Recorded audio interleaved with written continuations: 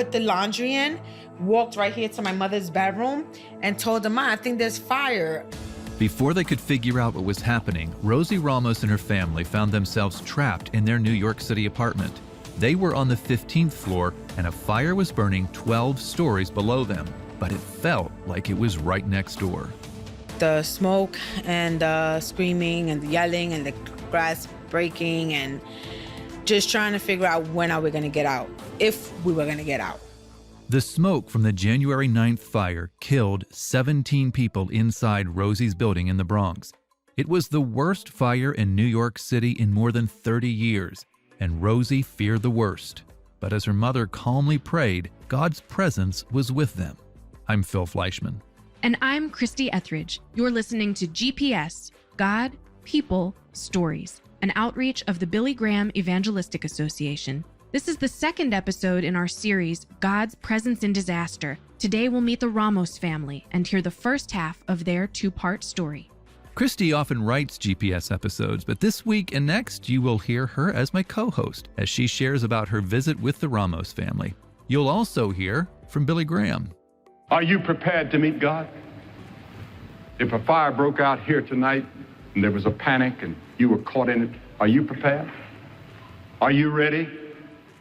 You'll hear Billy Graham explain how you can be prepared to face death without fear a little later in the episode. But if you'd like to know more about how you can have peace with God right now, go to findpeacewithgod.net.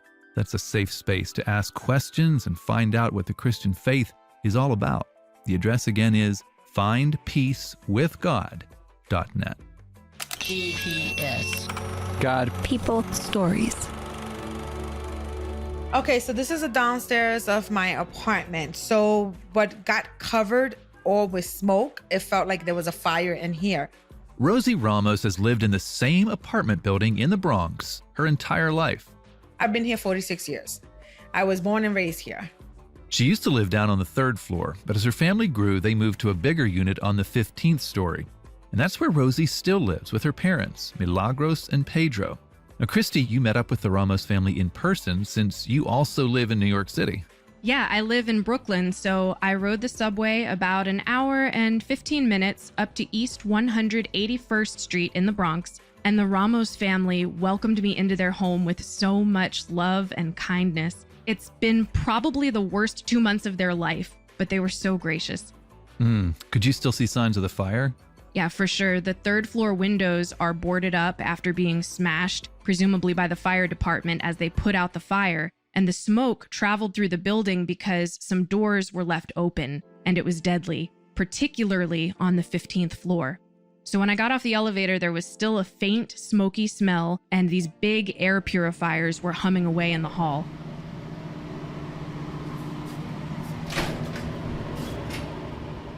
So this is my bedroom. As you could tell, my towels are white. You see the black spots, those are damage from the smoke. That doesn't come out.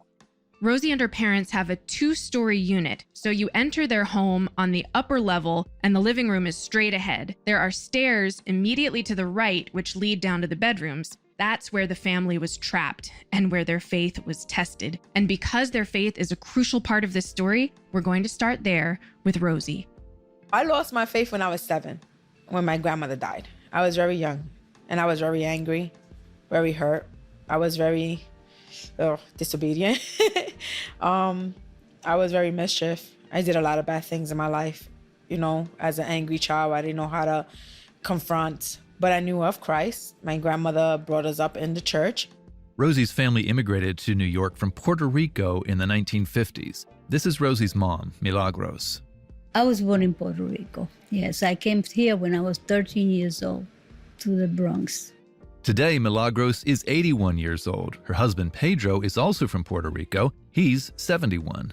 They wanted to raise Rosie and her siblings in the Christian faith, but like Rosie mentioned, she lost her way when she was just 7 years old. I was just blinded, I guess you could say, by the enemy with my anger. Rosie said she was out in the streets, drinking, smoking, and getting into trouble. Then she became a teen mom, and all the while, anger raged inside of her. Then God broke through. Rosie was in her early 30s and had 4 children by then.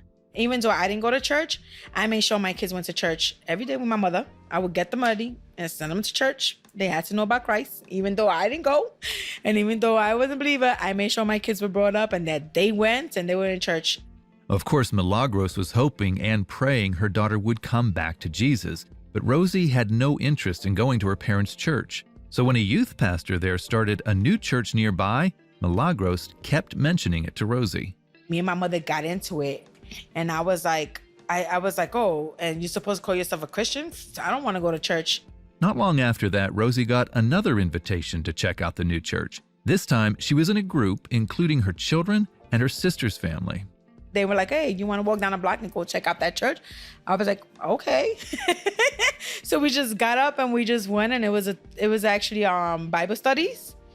It was a Tuesday, I will not forget, and we walked into the church, and it was just like, that's where God wanted us to be at. All those years of running away from God, all those years of rebellion and anger and hurt met their match that day. It's one of those things that can't be explained except to say that the Holy Spirit changed Rosie's heart. As soon as I got through that door, as soon as I got to in front of the door, I just started to cry like a baby. The Holy Spirit just had his way with me. And I made it all the way to the front. They sat us down, and I was like, okay, God, speak. Rosie sensed God's presence with her in the church, and she knew she had to do 2 things: forgive and be forgiven. And once I said, I forgive, and I let it go, I was a new person. I had to let all that anger, all that hurt, everything away. I mean, and like I said, God is still dealing with me. And, you know, we all have our days, where we fall and we tumble.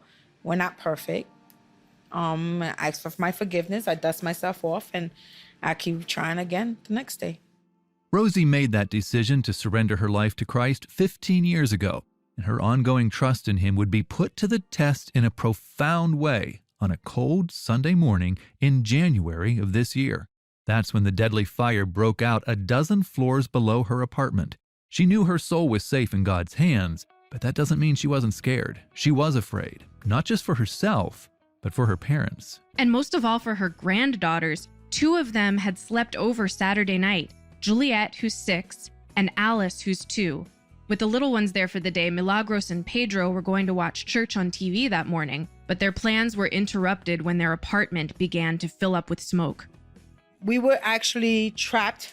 I grabbed everybody because we couldn't get out. There were 5 family members in the apartment, all trapped in one small bedroom as smoke was pouring in. But in the midst of the fear, at least one of them was unusually calm. That was Rosie's mom, Milagros. And let's just say, she's a force to be reckoned with. I don't mess with nobody, and nobody messes with me. Like her daughter Rosie, Milagros has lived in the same building for 46 years, in good times and in some pretty rough ones. The Ramos family said the neighborhood has changed a lot since they moved into their brand new high-rise in the 70s. Now there are gangs nearby, along with all the issues that come with them, and it would be easy to be fearful. Especially if you're a little 81-year-old woman, but Milagros isn't afraid of anyone. They know I'm from church. This is the spiritual lady. So I have never had no problem with that. No, I have never had no problem in this building with nobody. Milagros is quick to say that her fearlessness is rooted in Jesus Christ, and those roots run deep.